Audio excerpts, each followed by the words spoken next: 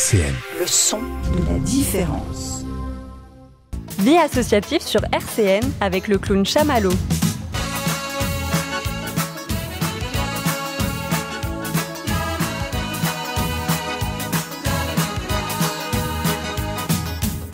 Bonsoir à toutes et à tous, merci chers auditeurs de suivre les aventures de la vie associative, deuxième émission de cette nouvelle saison. Tout ça pour vous dire que vous retrouvez l'émission de la semaine dernière déjà en podcast ou en vidéo. Émission qu'on avait fait, une émission un petit peu mixte comme ça avec David, puisqu'on avait fait une demi-heure réussite éducative et une demi-heure vie associative pour lancer la nouvelle saison des deux thématiques. Vous retrouverez bien sûr cette année en alternance vie associative, réussite éducative, toujours avec votre serviteur bien sûr, et réussite éducatif, c'est dur à dire, co-animé avec le DRE de Maxéville, David Richard. Et c'est pour ça que, avant de faire mon tour de table, avant de vous dire de quoi on va parler aujourd'hui, même si je l'ai annoncé la semaine dernière, bien sûr, on va juste faire un petit clin d'œil à la réussite éducative, parce que vous vous souvenez sûrement, chers auditeurs, vous suivez toutes nos aventures, David attendait désespérément son invité la semaine dernière, notre fameuse chroniqueuse principale. On lui a rendu hommage maintes et maintes fois en parlant de son éclectisme artistique, de son goût de toute forme d'art comme le théâtre, comme je ne sais même plus, tellement il y en a. Et elle a aussi développé pour cette nouvelle année une nouvelle forme d'art qui est l'invisibilité, qui est le retard. L'absence de ponctualité, bien sûr. Et on va rendre un petit hommage à Tess Black qui était là comme une âme en peine, puisqu'elle s'est trompée carrément d'heure. D'ailleurs, on peut même dire aux éditeurs que tu t'es trompé de semaine, même, parce que je te rappelle que là, nous sommes la semaine d'après. Chut, faut rien dire parce dans que la les éditeurs vie. ne savent pas qu'on enregistre l'émission des fois à l'avance, donc on est carrément une semaine après. Ça va, Tess Black ? Ouais, ça va, tranquille. Je me suis déplacée comme une débile pour rien, mais tout va bien sinon. C'est pas grave, ça nous fait une petite ouverture comme ça sur la réussite Ouais, éducative. maintenant je me retrouve solo avec toi là. Alors, oui, mais juste 60 secondes, parce Oui, que mais malheureusement, c'est déjà je vais être 60 obligé de t'abandonner. Oui, mais c'est 60 secondes de trop là en fait, c'est ça que tu comprends pas. Mais tu me connais, je pense la même chose de toi. Ah bah c'est Mais parfait. blague à part, c'est vrai qu'on t'a rendu pas mal hommage parce qu'on disait avec David que tu étais très représentative de la jeunesse à laquelle il fait par rapport à ses actions d'ouverture culturelle, artistique. On t'a rendu hommage parce qu'effectivement, depuis, ça fait au moins 4 ou 5 ans que tu viens régulièrement dans l'émission Réussite éducative. Malheureusement. Moi aussi. Et ben, n'empêche qu'à chaque fois, c'est avec une nouvelle forme d'art que tu présentes, une nouvelle découverte, théâtre, lecture. Beaucoup de littérature, tu nous as présenté des super livres en fin de saison dernière. Et cette année, tu seras toujours de la partie. Ça va dépendre de mon emploi du temps. Ça, je prends ça pour un oui. Et toujours aux côtés de David, bien sûr, dans à la fois la radio, mais aussi tu nous présenteras toutes tes... Parce que je pense que tu continues, tout ce qui est lecture, théâtre un peu. Non, ça fait longtemps que j'ai arrêté le théâtre. Hein. Oui, mais il y a eu l'époque théâtre. Oui, mais ça fait très longtemps. Et Marvel ? Ah bah ça s'arrêtera jamais. Hein. J'adore quand des jeunes nous disent ça fait très longtemps, des jeunes que je connais depuis 4 ou 5 ans. Qu'est-ce qu'on doit dire nous quand on évoque certaines étapes de nos vies quoi. C'était il y a très longtemps, 4 ou 5 ans. Ok. D'accord, merci. Tu nous renvoies dans nos Je cordes. me sens vieille moi en fait déjà. Ouais, bah, certains côtés oui, tu l'es, mais... Bah en fait, et après toi c'est... Ouais. C'est quoi ? Non, rien. Merci. Donc, réussite éducative, on te remercie, on te salue, on te laisse repartir chez toi, que t'arrives pas trop tard. Ouais, parce T'as que une là semaine c'est de bon, retard, ça ça fait fait trop une semaine que tes parents t'attendent. Oui, mais ça fait déjà trop longtemps que je vois ta tête, t'inquiète pas, j'ai prévu de partir. Voilà, bah, à bientôt Tess Black. Oui, à bientôt. Et merci. Et donc, je te rappelle, je te le dis là en direct, ok ? Les prochaines réussites éducatives, c'est la semaine prochaine. Oui. En gros, puisqu'on enregistre à l'avance, c'est dans 15 jours, ok ? Le 17 septembre, tu viens ici avec David, ok ? Je viendrai le 18. Ok. Bon, à bientôt Tess Black. À bientôt. Merci d'être venu. Donc, vie associative, tu arrives à me faire tromper. Vie associative, merci Jean-Luc à la technique. Aujourd'hui, comme promis, on va revenir un petit peu sur le Ventoux. On en a parlé un petit peu la semaine dernière. Pourquoi le Ventoux ? C'est pas tant l'idée de parler du Ventoux, mais c'est surtout que ça permet de porter un éclairage. Enfin, je sais que vous aussi, et certains sur Facebook m'ont demandé un petit peu de revenir sur comment ça s'est passé. Donc, en fin d'émission, on aura sûrement Julien qui quitte une réunion d'RCN pour venir dans les studios, pour rencontrer l'invité que je vais vous présenter dans quelques instants, puis aussi pour dire un petit peu son ressenti du défi qu'on a mené ensemble, dans lequel je l'ai un petit peu embringué, qu'il a suivi avec une grande générosité. Voilà, donc on en parlera un petit peu, mais l'idée de parler du Ventoux, c'est surtout pour parler, comme la semaine dernière on avait parlé du Téléthon, on avait reçu Michel Adam, le coordinateur, vous retrouvez tout ça en podcast. Aujourd'hui, j'ai l'immense honneur pour la deuxième émission de la saison, je suis tout intimidé, c'est pour ça que je vais sûrement bafouiller pendant toute l'heure, de recevoir France Victime 54 en la personne de la présidente Anne-Sophie Gavrilov. Je l'ai bien dit ? Parfait. Bonsoir Chamallow. Ça va ? Je suis intimidé là. Ah, faut Voilà, pas. j'ai l'impression de démarrer la radio. Mais je suis content, tu vois, enfin, vous voyez, je l'ai bien dit. Je me souviens d'une époque à l'autre canal où des fois je me trompais un peu. Alors voilà, là j'ai bien répété et tout. Un sportif. Mais merci d'être venu. Hein. Bah, merci pour votre exploit. Je montre la banderole, chers auditeurs, parce que cette émission est filmée. Voilà, donc j'ai l'air totalement ridicule. Et je le dis, c'était une immense fierté au panneau 1912 mètres, au sommet du Ventoux, de porter cette banderole. Je remercie tous ceux, d'ailleurs, qui des fois nous ont aidés à porter les banderoles respectives. Parce que pour ceux qui on voit sur la vidéo, c'est pas toujours facile de... Et surtout après la montée de Ventoux, des fois j'ai un peu de mal à faire ce geste-là. Et donc voilà, n'hésitez pas. Je sais pas si c'est très lisible, mais de toute façon, vous allez nous en dire plus sur France Victime, hein, les numéros de téléphone, les trucs, etc., etc. Tout à fait. Mais en tout cas, merci beaucoup d'être là dans notre petite et modeste radio RCN. Ça fait plaisir.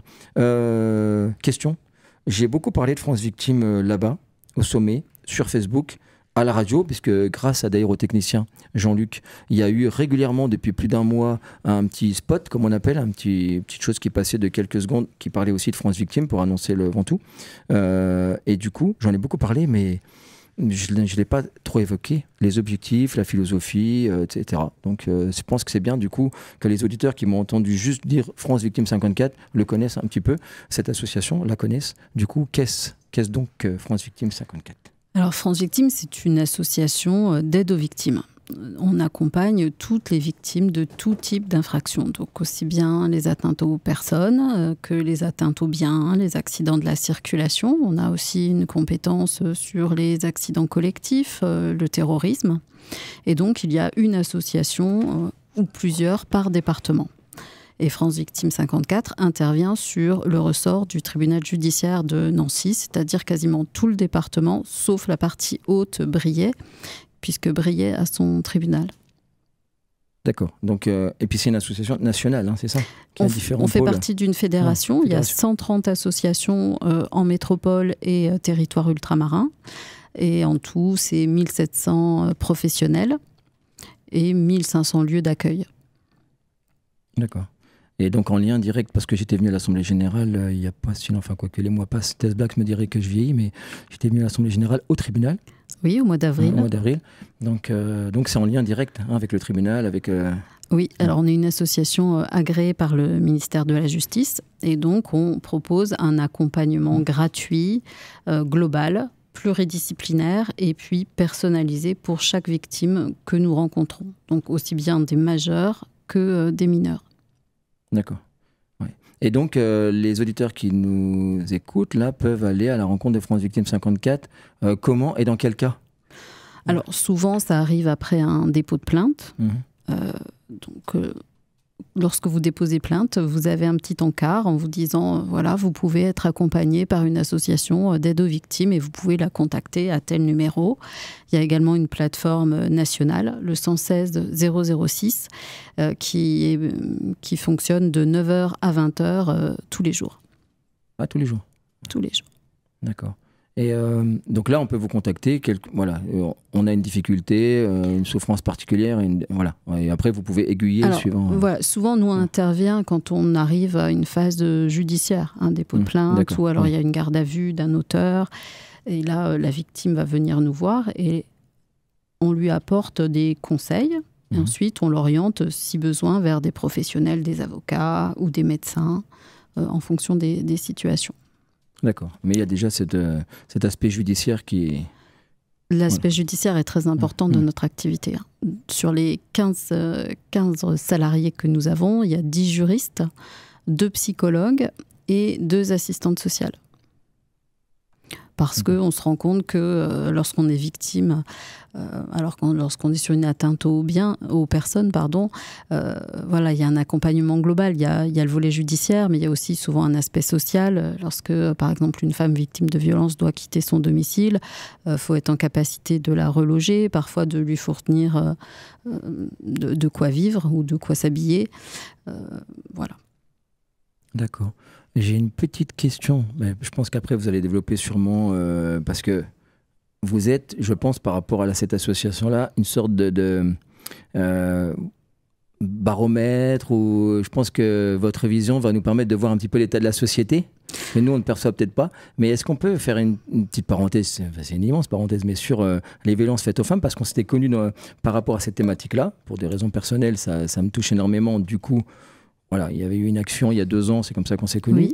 Oui, Est-ce que, du coup, là, c'est une question qui, moi, m'intéresse beaucoup, mais est-ce que, justement, les violences faites aux femmes, comme on dit, là, ça diminue, c'est toujours pareil. Parce que vous, du coup, votre perception, elle est très juste, du coup. Ouais. Où est-ce qu'on en est dans cette horreur-là ? Alors, c'est assez difficile à analyser. D'une manière générale, la société est de plus en plus violente, puisqu'aujourd'hui, si on reprend les 3 types de dossiers qu'on instruit, donc les atteintes aux personnes, elles sont en explosion. On est à 62% de nos dossiers qui sont des atteintes aux personnes. Avant, on avait plus d'égalité entre les atteintes aux personnes et les atteintes aux biens, ça c'est à peu près équilibré. On voit effectivement que depuis le Grenelle des violences conjugales, c'était 2019, les femmes prennent davantage la parole. Donc on a peut-être aussi plus de dépôts de plaintes, ce qui fait que ce chiffre-là est en augmentation. Mais on voit bien aussi que sur les 5200 victimes qu'on reçoit chaque année, le pourcentage de femmes il est de plus en plus important. On est à 60% de femmes, alors que aussi il y a quelques années, on était plutôt à parité. Ah oui, d'accord. Oui. Voilà. Donc, la notion, le fait que l'humanité soit perfectible, ça a relativisé, quoi. Pour l'instant, c'est encore pas... Ouais, mais après, il faut aussi voir les points positifs. Je veux dire, il y a eu de plus en plus de dispositifs de protection pour accompagner les femmes victimes de violences. Il y a aussi des progrès importants qui sont faits sur l'accompagnement pour l'hébergement, l'aide d'urgence. Voilà, ça, c'est des points positifs. Et puis aussi des personnels et de santé et des forces de l'ordre qui sont mieux formés pour la prise en charge des femmes victimes de violences. Et ça, c'est particulièrement important. D'accord. Oui, ça, c'est vrai que j'avais pu, comme ça, quelques petites informations, puis on en avait parlé quand on s'est rencontrés la première fois. Et il est clair que par rapport à ce que j'avais connu, il y a quand même des améliorations. Parce que moi, je suis quand même d'une époque où voilà, il fallait des fois, avec la maman, aller dans des foyers. Certains que je connais bien encore aujourd'hui, parce que des fois, je vais faire le clown, mais que je n'aimerais pas. Mais c'était... vraiment compliqué, c'était moins pris en compte, du coup voilà, je crois qu'aujourd'hui il y a quand même des améliorations, mais mine de rien, il y a un débat qu'on entend souvent dans les médias, voilà, quand on n'y connaît rien, des kidams comme moi, là, on entend dans les médias, c'est ce débat qui revient sans cesse, quasi philosophique, du sentiment d'insécurité ou d'une vraie insécurité, et les politiques se disputent là-dessus. Alors paraît-il que des médias vont tourner en boucle des faits divers pour amplifier, et du coup on ne sait jamais trop, et en vous entendant, je me rends compte que finalement l'insécurité augmente en vérité, c'est ça la vérité. Il y a un peu des deux. On voit bien aussi que les faits d'insécurité qui sont rapportés par les médias génèrent forcément un sentiment d'insécurité qui est encore plus important. Ça, c'est une évidence. Oui. Mais par exemple, sur l'accompagnement des victimes de violences intrafamiliales, la prise en charge des femmes a bien évolué positivement. Et aujourd'hui, on voit bien que le ministère de la Justice s'empare du sujet de l'accompagnement des enfants victimes et témoins de ces violences conjugales. Et c'est pour ça que la fédération, dont je suis porte-parole, demande aujourd'hui un Grenelle national de l'enfance pour mieux protéger les enfants de ces violences. Ah oui, ouais. Ouais, parce que c'est vrai que vous m'avez déjà parlé de cette thématique. Et il ne me semblait pas qu'à mon époque, ça fait bizarre, j'ai l'impression d'entendre des blagues qui rigoleraient à mon histoire à mon époque, mais il y a quelques années, c'est vrai que finalement, j'ai pas souvenir qu'on soit beaucoup allé vers les enfants, mes frères et sœurs, moi, etc., qui est beaucoup... Bon, en même temps, j'étais petit, mais que ce soit vraiment une problématique qui était vraiment sur laquelle on focalisait à l'époque. Donc, oui, alors qu'aujourd'hui, l'enfant victime a un véritable statut. Et c'est important, puisque quand il assiste à des violences, même sans être victime directe lui-même, on sait qu'il y a un traumatisme très important. Oui, oui. Voilà. Et après, l'objectif qu'on a, c'est de pouvoir mieux protéger un enfant sur le plan psychologique et aussi sur le plan physique, mais aussi de permettre un accompagnement dans de bonnes conditions, d'éviter qu'il soit en contact avec le parent violent, par exemple, et puis d'avoir un parcours mineur-victime pour être aussi en capacité de lui expliquer comment ça se passe. Parce que la justice, c'est déjà très compliqué à comprendre quand on est grand. Alors quand on est tout petit, qu'on voit des messieurs ou des dames dans des grandes robes noires, voilà, c'est important d'expliquer le rôle de chacun, du juge, de l'avocat, la salle du tribunal et comment ça va se passer, et que la justice peut avoir un temps long. Ça ne veut pas forcément dire qu'on ne croit pas l'enfant, mais que la prise en compte de sa parole peut mettre du temps pour avoir des conséquences pour le protéger. Oui, c'est vrai. En vous écoutant, ça m'ouvre tellement de choses. Pour vous dire un petit peu ma réflexion, c'est en sachant que j'allais vous recevoir aujourd'hui, tout ça, puis j'avais appelé ma maman que vous avez rencontrée à l'autre canal, je crois. Hein. Tout à fait. Je ne sais pas si vous aviez trop eu le temps, parce que c'est vrai que vous étiez accaparé, vous avez beaucoup de choses à dire, mais je crois que vous étiez croisés. On avait bien échangé. Ouais. Ah, c'est vrai ? Elle était bien émue, donc voilà. C'était aussi un moment pour vous deux, je crois. Oui, c'est vrai. Mais du coup, je l'ai appelé hier, parce que j'essaie toujours de finir ce livre où je raconte son histoire. Donc je l'ai appelé, puis hier, je lui ai posé une question qui me turlupinait. C'est parce que nous, on était arrivés à Nancy, je ne sais pas comment on dit, mais emmenés de Colmar, en une nuit, justement, pour s'extraire de violences familiales. Il fallait absolument aller loin dans une autre région, etc., etc. Et on est arrivé dans un gîte familial et on est resté 6 mois le temps qu'elle trouve du travail. Et hier, pour écrire cette période-là, on était 4 enfants. Hein, et je lui ai demandé quel âge elle avait, quelle était vraiment l'année, pour ne pas me tromper dans mon écrit. Et quand elle m'a dit, elle avait 27 ans quand on est arrivé. Et c'est vrai que quand on est enfant, nos parents, c'est des grands, c'est des adultes. Mais hier, j'ai pris conscience, ça m'a arrêté 30 secondes, parce qu'aujourd'hui, j'ai une fille qui a l'âge là, une grande, et c'était pas ma princesse Adèle qui m'a soutenu dans le Ventoux en me faisant un petit talisman, là. Mais j'ai une grande qui a l'âge là. Et du coup, hier, ça m'a fait méditer, je me dis quand même, 27 ans. Et toutes les violences que j'ai vues, terribles, parce qu'à l'époque, c'était vraiment terrible, je pourrais pas dire ça à l'antenne, mais et arriver dans un gîte familial avec 4 enfants. Et quand j'y repense aujourd'hui, avec le recul, les années ont passé, et 27 ans. Et là, j'ai pris conscience que l'horreur, c'est encore plus grand, quoi, parce que 27 ans, c'est rien, c'est des bébés, quoi. C'est des jeunes. Il n'y a pas d'âge, en fait, sur les violences conjugales. Aujourd'hui, un des phénomènes qu'on constate, c'est aussi beaucoup de violences sur des très jeunes femmes. Voilà, des premières constitutions d'un couple, 18-20 ans, on idéalise la relation et il se passe des violences. Et puis aussi, peut-être plus là lié au phénomène de la libération de la parole sur des seniors. Sur des seniors qui partent après 70 ans. Et en fait, là, c'est aussi compliqué. Chaque âge a ses difficultés, mais bon, il n'y a pas d'âge pour subir des violences. Oui, c'est triste, mais oui. Ouais, c'est vrai. Dès qu'il y a il y a des gens qui peut-être profitent d'une... Parce que je pense à ça, à ce qu'elle a souffert, à ce qu'elle a subi il y a 2-3 ans aussi, qui l'a amené là, Dieu merci. Je crois que d'ailleurs par le biais de votre association, à être là maintenant totalement dans un droit serein, etc. Voilà, et ça c'est bien depuis 2 ans, c'est super, et je vous en remercie. Mais c'est vrai que je me rends compte qu'à l'époque, elle était fragile, et par l'âge, et puis voilà, il y avait un problème de santé et tout. Et je me dis, il y a peut-être des gens qui profitent de la moindre faiblesse, mais je mets des guillemets à faiblesse, parce que est-ce que c'est une faiblesse que d'avoir un certain âge, ou d'être jeune, ou d'être... Je sais pas, mais des gens qui peut-être sentent une fragilité dans laquelle ils peuvent s'engouffrer, je sais pas.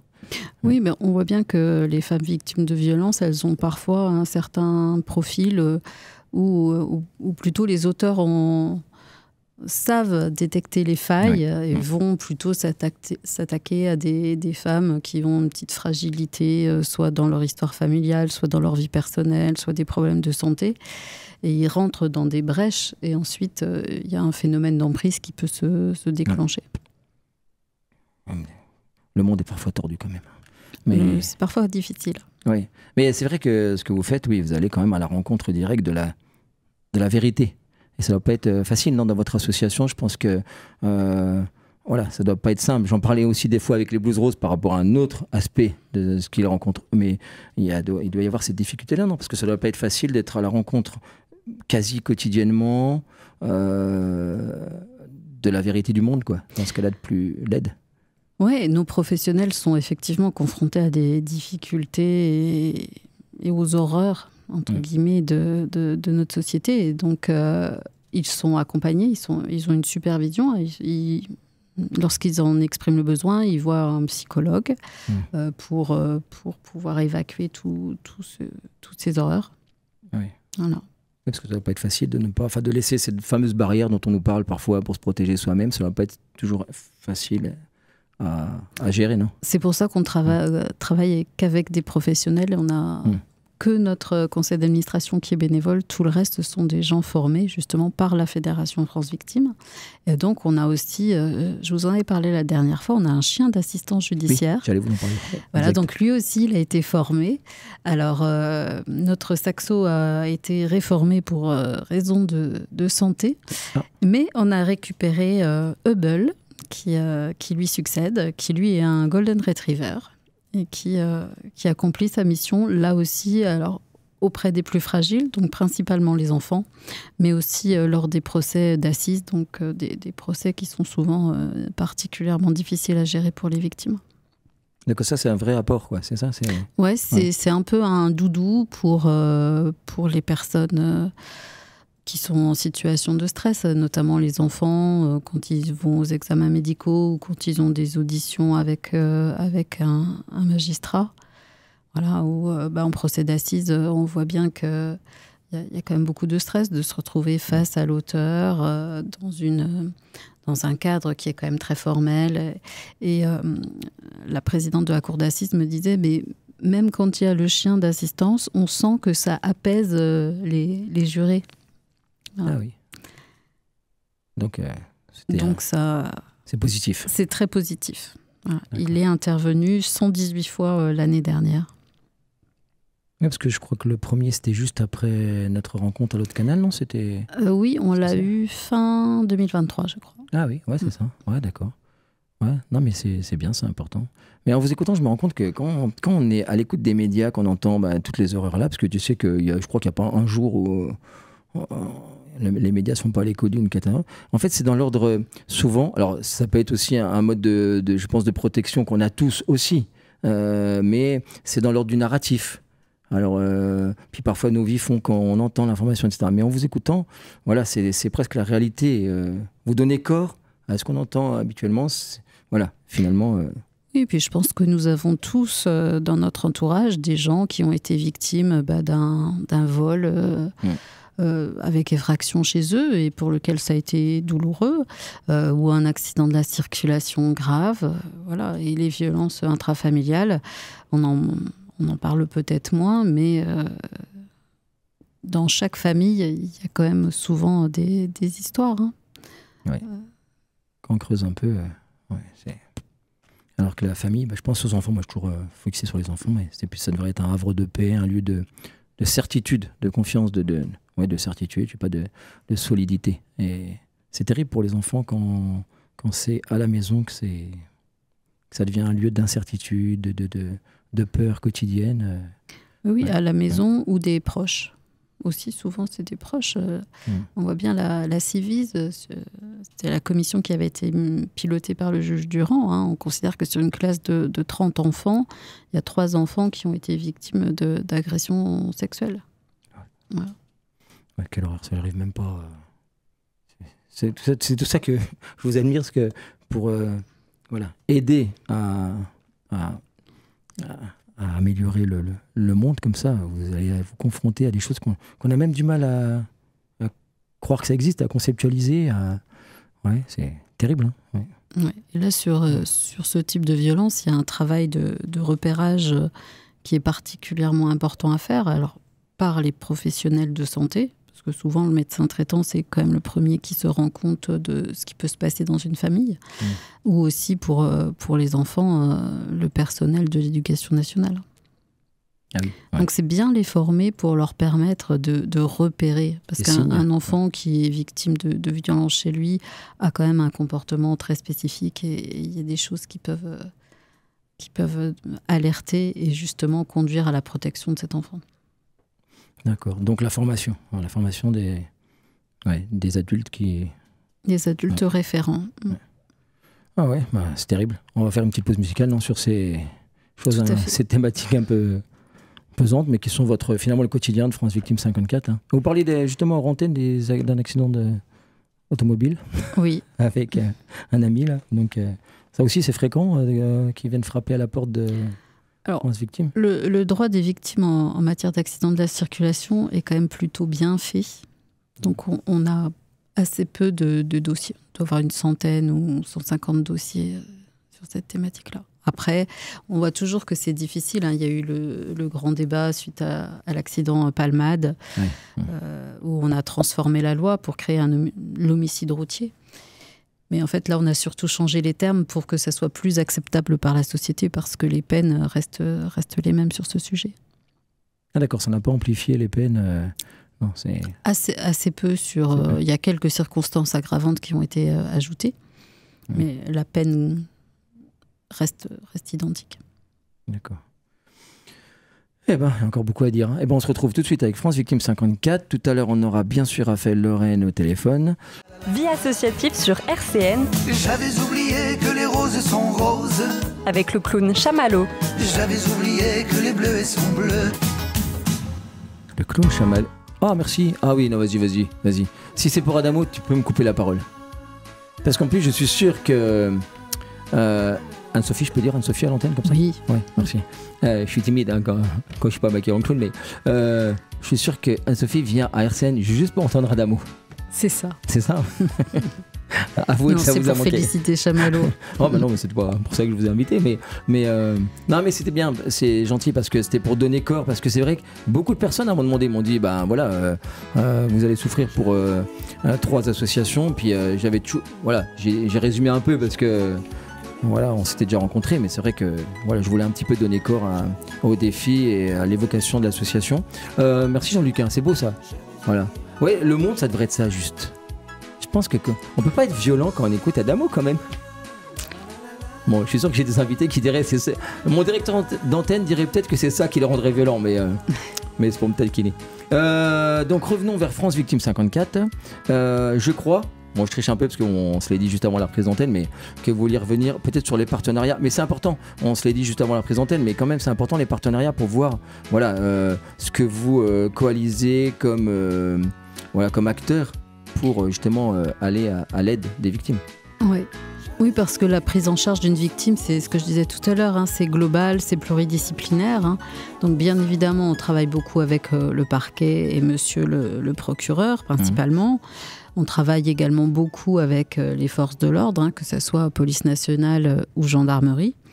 Et puis, on a développé depuis quelques années un partenariat très fort avec le CHRU de Nancy, puisqu'on fait des permanences à l'unité médico-judiciaire et on a un travail aussi très important en direction des mineurs à la salle Mélanie. Donc c'est des salles qui sont équipées spécifiquement pour prendre les dépositions des enfants mineurs.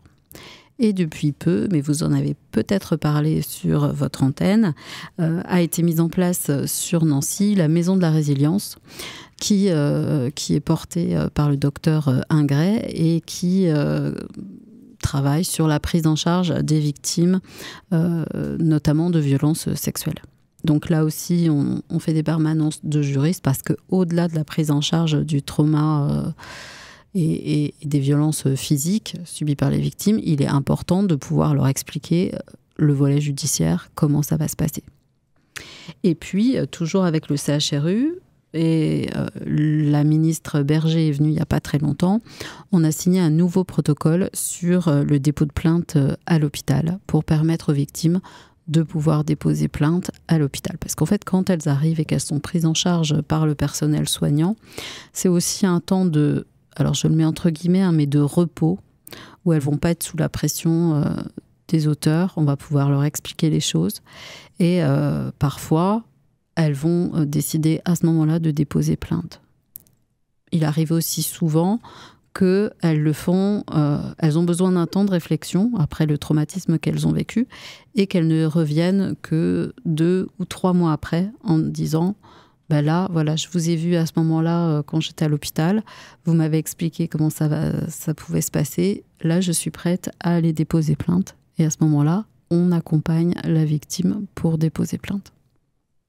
D'accord. Et donc, ce partenariat, voilà, c'est la clé de la réussite aussi. C'est le fait que les partenaires arrivent à coordonner les actions pour accompagner au mieux la victime dans son parcours judiciaire.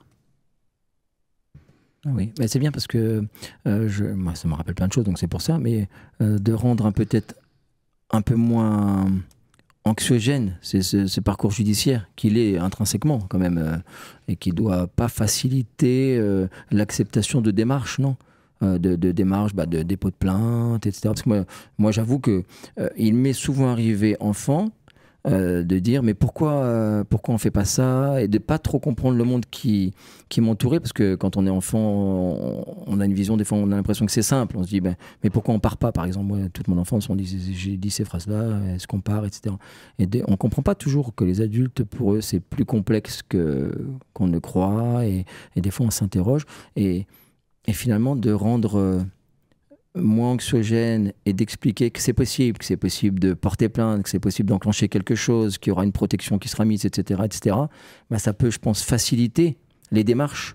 Là où moi j'ai connu plutôt une époque où voilà, on n'osait pas, on vivait les choses, peut-être parce qu'aussi les personnes ne savaient pas ce qui pouvait être mis en place, pas comment s'en sortir. Est-ce que ça serait pas pire après ? Parce qu'il y a aussi des fois des représailles, des choses comme ça. Je pense que quand on enclenche la machine judiciaire, je pense qu'il doit y avoir des femmes, parce que c'est ce que je connais un peu le mieux, mais qui doivent avoir peur après d'ouvrir une sorte de boîte de Pandore, peur de représailles ou des choses comme ça, non ? Du coup... Alors c'est vrai que le dépôt de plainte, c'est le début d'un long parcours. Oui. Alors c'est vrai que les dispositifs de protection qui sont mis en place en matière de violence conjugale, donc le téléphone grave danger, le bracelet anti-rapprochement, ça permet quand même de protéger davantage la victime. De même que les ordonnances de protection qui peuvent être mises en place.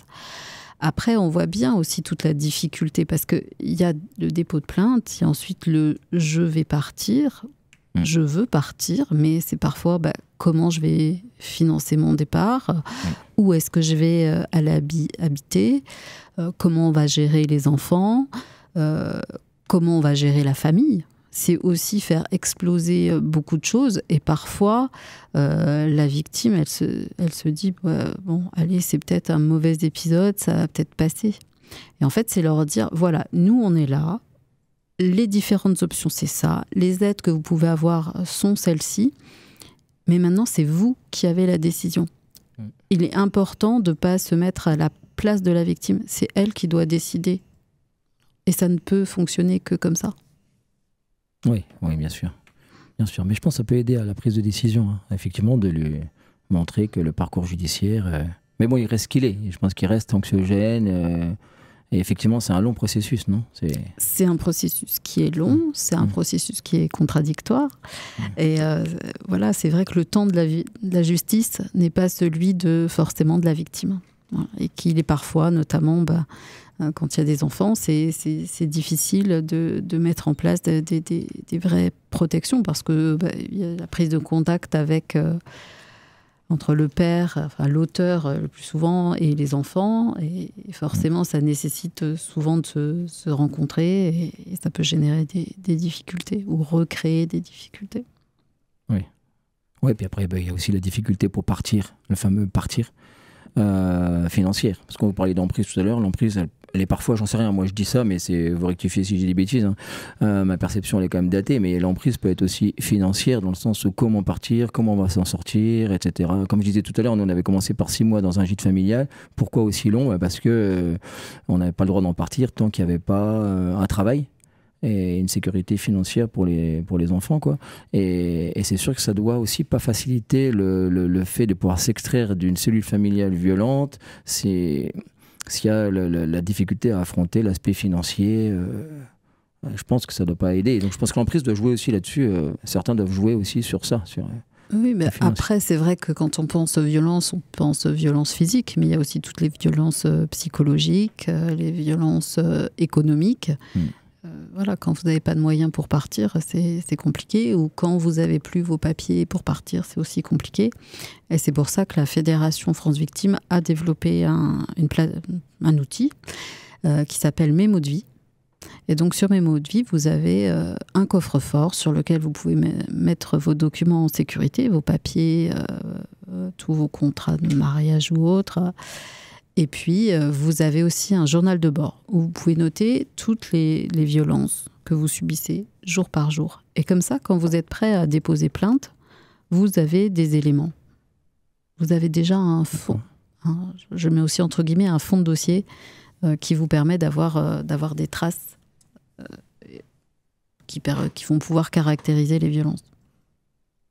Ouais, donc c'est bien, ça c'est bien. Voilà, c'est Mémo de vie. Mémo de vie. On apprend plein de trucs sur RCN, merci. C'est normal. Alors l'émission, on va...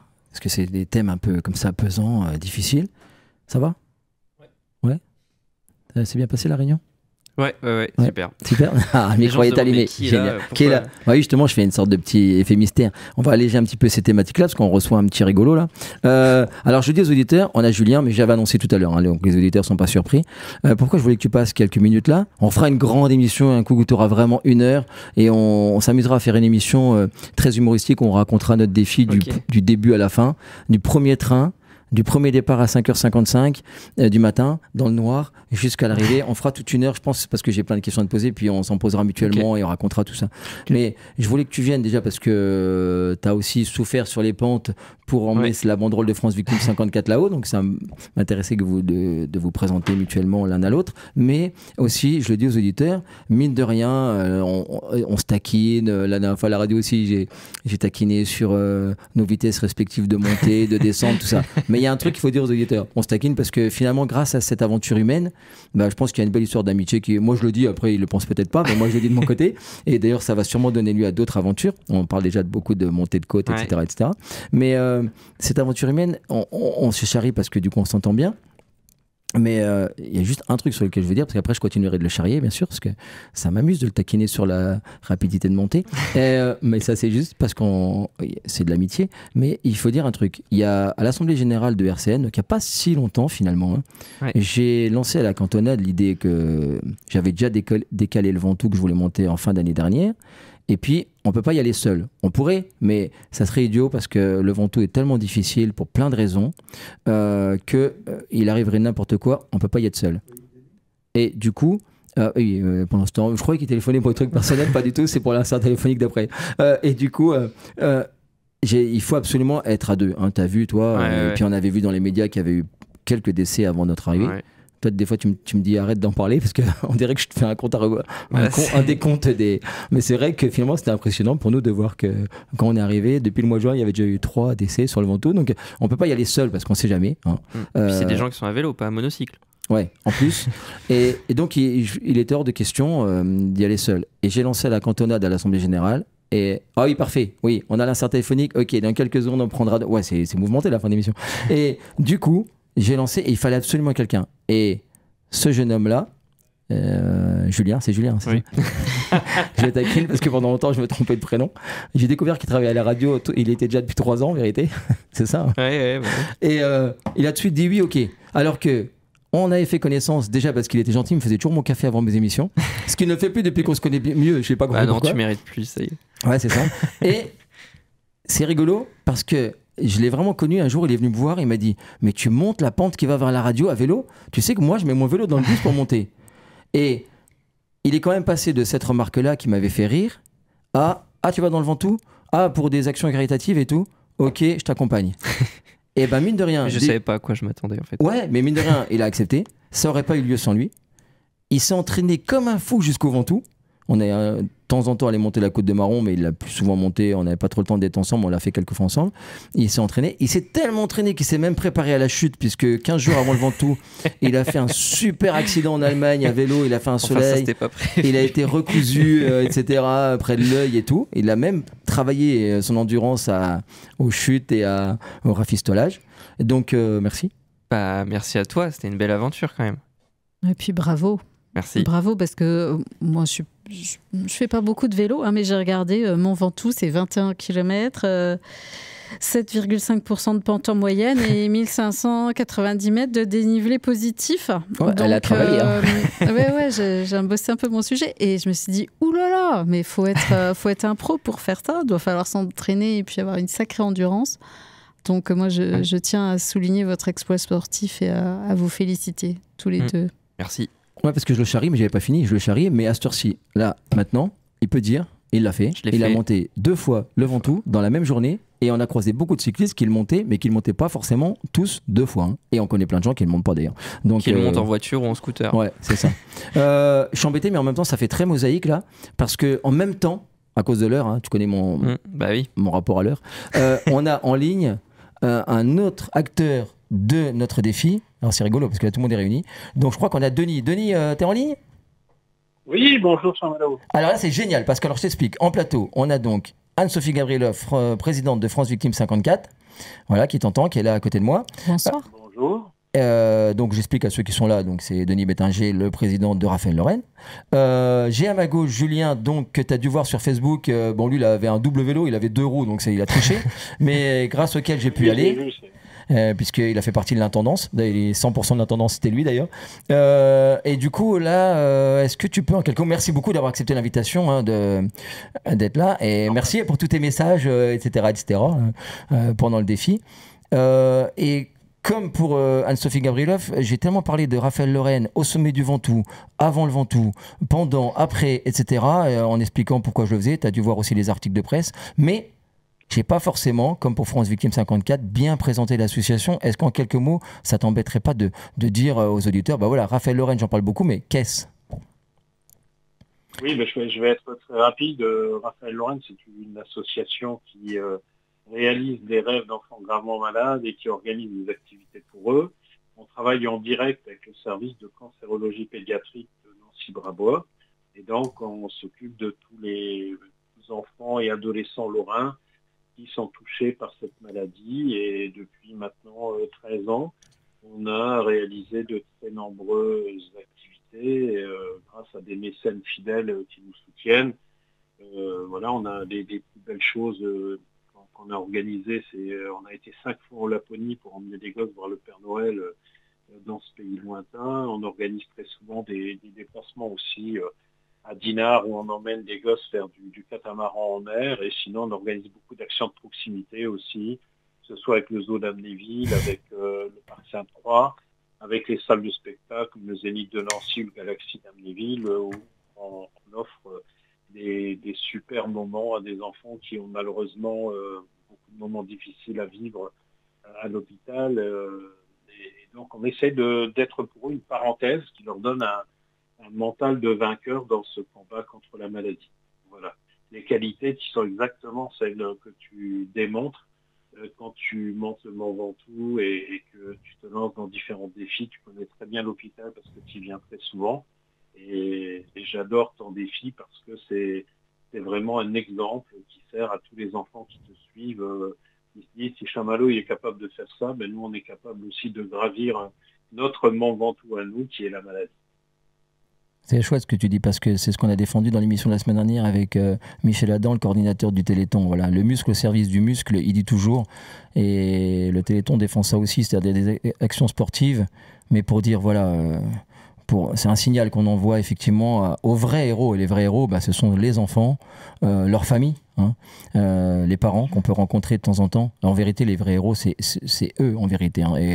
Et chapeau bas à tous ces enfants-là que grâce à toi j'ai pu rencontrer d'ailleurs à plein de moments. Je fais une toute petite parenthèse, mais je me souviens d'un magnifique Noël aux côtés de Marie-Hélène qu'on embrasse à Brabois, où j'avais été faire le clown grâce à toi avec Victor d'ailleurs, qui s'en rappelle encore. Il m'en a parlé il y a 2 semaines, qu'il est grand maintenant mon Victor, mais qui avait aidé un enfant à construire sa boîte de Lego.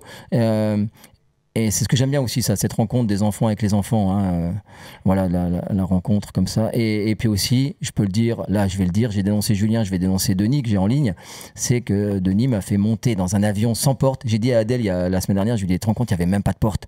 Et il m'a fait monter dans un avion un ULM en clown, et j'ai fermé les yeux du début jusqu'à la fin.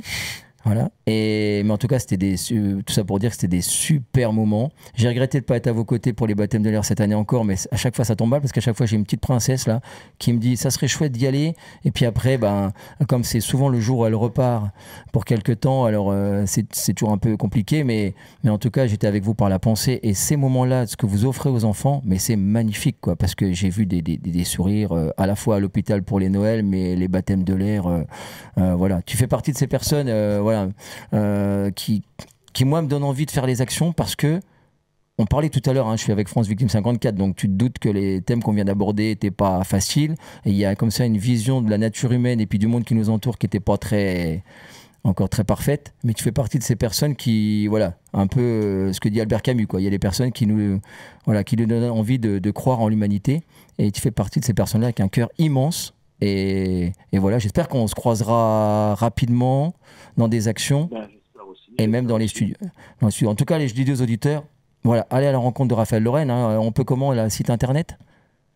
Oui, on a un site internet, on a un Facebook. On est très présent sur les animations. Ce week-end, on va être présent à Chamblay sur une manif de truck et de voitures tuning. On sera présent aussi à l'hôpital de Bravois le 17 septembre, parce qu'il y a une grande journée hospitalière organisée dans le cadre de Septembre en Or, puisque Septembre en Or, c'est le mois du cancer pédiatrique.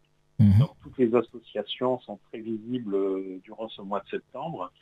Et puis voilà, sinon on est là à divers endroits, mais surtout toujours à proximité de l'hôpital pour suppléer Marie-Hélène, qui est la plus proche des enfants malades. Et ce week-end, je vais partir d'ailleurs sur Vincennes avec 5 enfants pour leur faire vivre une journée dans l'univers du cheval de trot. On a été invité par la fédération équestre et ils vont vivre quelque chose d'assez exceptionnel puisqu'ils vont pouvoir faire du cheval de trot en duo dans des sulky, ils vont aller voir les élevages, ils vont discuter avec les jockeys, les entraîneurs. Ça va être un super séjour ce week-end qu'on est en train d'organiser.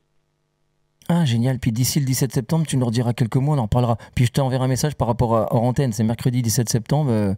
Voilà. Mercredi 17 septembre, c'est toute la journée, une journée Septembre en Or à l'hôpital, avec l'AREMI qui essaye de faire un lien avec toutes les autres associations pour que nous venions tous amener du réconfort aux enfants hospitalisés le 17 septembre. On en reparlera hors antenne, je t'enverrai un petit SMS parce que moi le 17 septembre c'est un mercredi, je suis libre l'après-midi si jamais il y a moyen de venir te croiser, te saluer et puis faire quelques ballons clownés. Tu seras le bienvenu, en tout cas tu sais que ta présence est toujours quelque chose de très précieux parce que tu viens avec ton sourire, avec tes couleurs vives, tu amènes de la vie, tu amènes de la joie, donc c'est toujours le bienvenu. T'es très gentil. En tout cas, je te recontacte en antenne. Puis t'as parlé de Guy, mon ami Guy de l'AREMI, que ça me fait plaisir, on l'embrasse. Merci beaucoup d'avoir été en ligne, Denis. À très très vite. Merci beaucoup de ton invitation et au grand plaisir de se revoir. Ouais, à bientôt. Je t'enverrai bien sûr, et je le dis aux auditeurs, on retrouve sur Facebook les photos, les vidéos avec la banderole Raphaël Lorraine, bien sûr, au sommet du Ventoux. Voilà. Merci Denis, à très très vite. Je t'embrasse. Avec grand plaisir. Bonne soirée à tous les invités. À bientôt, merci. Et voilà, on doit arrêter le bel Alain Souchon qui m'a accompagné dans la montée du Ventoux dans certaines phases. Merci beaucoup pour cette belle musique, Anne-Sophie. C'est Souchon qu'il faut remercier. Ouais, mais quand même, c'est de la poésie, c'est du Victor Hugo de la chanson, je dis toujours. Julien, on va pas développer, on développera, on fera toute une émission, mais ça me fait plaisir que tu sois là avec France Victime 54, voilà. Comme ça, j'ai fait rencontrer les deux acteurs majeurs de ce beau défi. Merci. Et de toute façon, on le dit aux auditeurs, cette histoire, on va la poursuivre. Ouais, bah oui. T'es d'accord ? Ah bah, il y a une suite. Il y a une suite au prochain épisode. J'attends le prochain défi. Et les dernières minutes, j'espère, un petit Tourmalet, quelques trucs en Alsace. On dit rien encore. On va s'amuser, ouais. Et du coup, d'ailleurs, on vous réempruntera la banderole pour le Tourmalet. Merci. Anne-Sophie Gavrilov, quelques mots avant la fin de l'émission. C'est toujours trop court quand je vous reçois, mais merci encore d'être venue dans notre petite radio modeste parler de tout ça. Je crois qu'il y a un point que vous voulez aborder sur les dernières minutes d'émission. Oui, terminer sur une note peut-être aussi positive, c'est-à-dire que, comme pour la maladie, quand on est victime, on peut se reconstruire. Il y a cette capacité de résilience, d'aller jusqu'au bout du parcours judiciaire et de reprendre une vie après avoir été victime notamment de violences. Et cette année, on a mis en place une session de justice restaurative. Alors, la justice restaurative, beaucoup de gens l'ont découvert avec le film « Je verrai toujours vos visages », où en fait, on fait rencontrer des personnes condamnées avec des personnes victimes. Et l'idée, c'est que la victime puisse comprendre l'auteur et que l'auteur se rende compte de l'impact de ce qu'il a fait sur les personnes victimes. Ah, c'est bien, oui, ouais. Ah oui, ça va pas être facile non plus ces moments-là, mais... Ça se prépare. C'est Le film est fondamental. touchant aussi. Ah, tu l'as vu ? Je l'ai vu, ouais. Ah ouais ? Beau film. D'accord. Ah ouais, non, c'est chouette. Mais c'est bien qu'il y ait cette double aspect. Essayer d'améliorer aussi l'humanité, enfin, je veux dire, la personne qui a commis les choses difficiles, c'est bien aussi. Donc, un des objectifs, c'est aussi d'éviter la récidive. oui, bien sûr. Et cette prise de conscience de l'impact de l'acte de la victime, sur la victime, c'est très important. Merci. C'est toujours Merci trop à court. vous, Je suis je désolé. reviens quand vous Ouais. voulez. Et France Victime 54, n'oubliez pas, tout ça, vous pouvez retrouver les coordonnées et tout. À très bientôt. Merci Jean-Luc à la technique. Merci Julien. Avec plaisir. Merci Et bravo beaucoup. à vous deux. Merci. Encore. Gentil. Merci. À bientôt.